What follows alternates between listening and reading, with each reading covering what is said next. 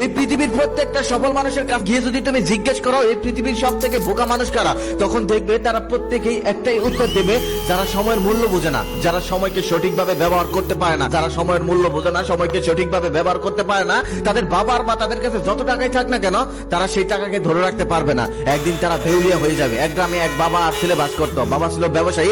সে ব্যবসায়ী হওয়ার কারণে তার কাছে সময়ের মূল্য ছিল অনেক, আর ছেলের কাছে সময়ের কোনো মূল্যই ছিল না। হেলায় খেলায় কাটিয়ে দিত, বাবার কাছ থেকে টাকা নিত, আর বন্ধু বান্ধব নিয়ে আড্ডায় মেতে থাকতো। লেখাপড়া বা কাজ কোনোটাই সে ভালো মতো করতো না।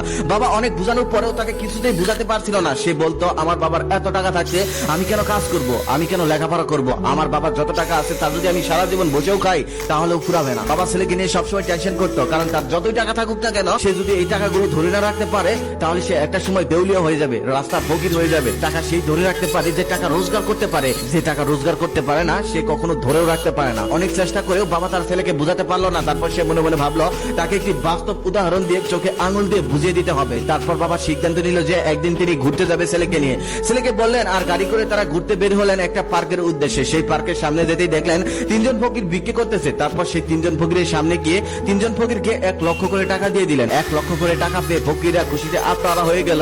এদিকে ছেলের ভিতরটা জ্বলে পুড়ে ছাই হয়ে যাচ্ছে। ছেলে মনে মনে